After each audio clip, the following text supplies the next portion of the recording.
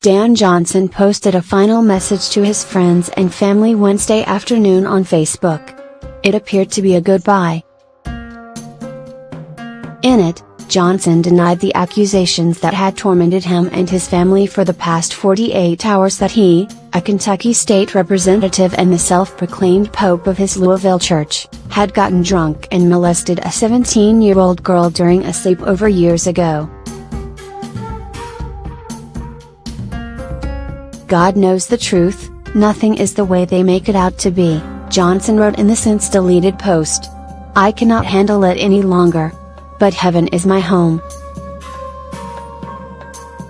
The Republican lawmaker then drove to a graffiti-covered bridge outside Mount Washington, GI, a quiet and isolated spot called the River Bottoms.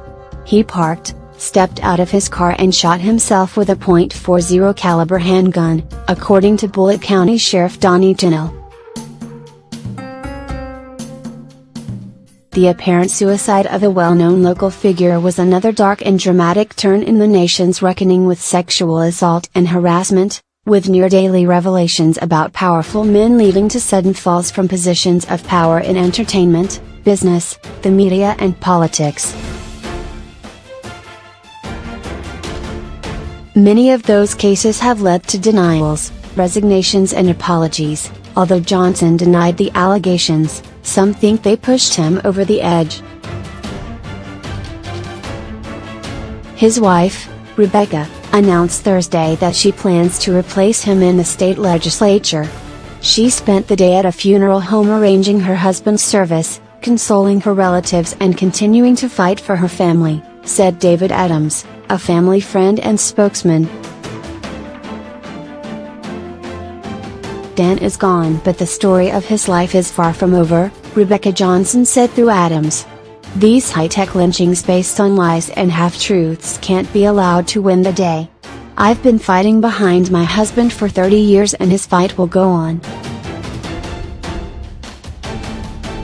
Johnson's death shook his family, friends, constituents and members of his Heart of Fire Church, with Kentucky's political elite immediately expressing their grief. Governor Matt Bevin, R., wrote on Twitter, "My heart breaks for his family and may God indeed shed his grace on us all." Senator Rand Paul, RK, said in a tweet, "I cannot imagine his pain or the heartbreak his family is dealing with."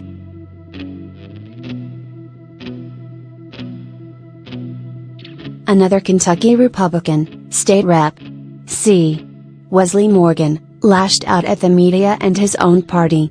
"Republicans," he wrote on Twitter, "you turned your back on an ally and forced a good man who was trying to do right by the people of Kentucky to suicide." The tumult began Monday, when the Kentucky Center for Investigative Reporting published allegations that Johnson sexually assaulted his daughter's friend during a sleepover in 2013. The young woman, now 21, was quoted as saying that for years she had considered Johnson to be a second dad. She became close with his daughter and familiar with the boozy weekend parties Johnson would throw at the Pope's house, the fellowship hall next to the Heart of Fire Church. Those parties, the center reported, featured scantily clad women, body shots and costumes.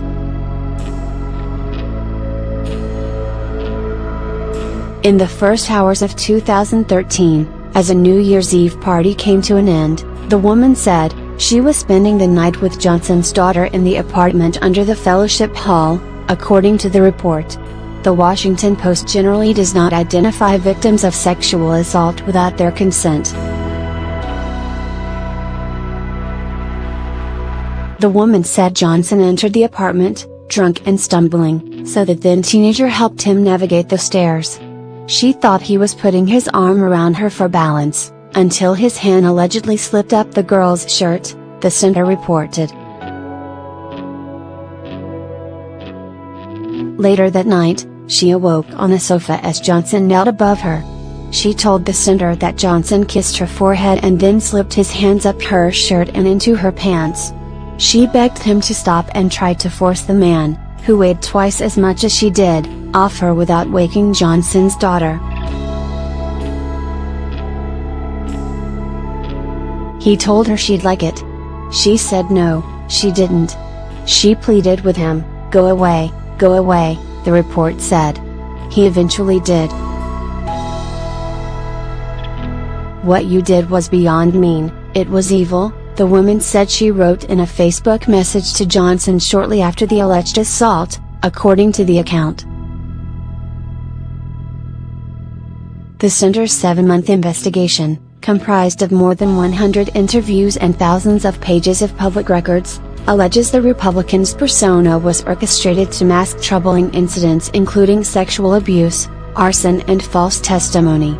It says that Johnson, known in his church community as Danny Ray Johnson, painted a picture of himself over the years as a pro-gun, anti-abortion patriot, which helped propel him into the Kentucky legislature in 2016, when he won the House's 49th district seat.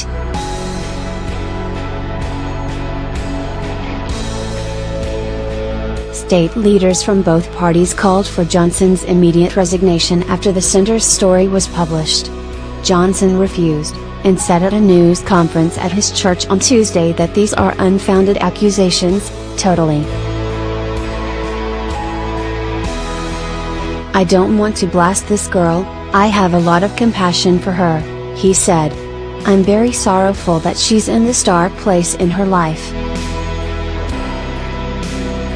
The following afternoon, he wrote on Facebook that the country will not survive this type of judge and jury fake news. Hours later, he was dead.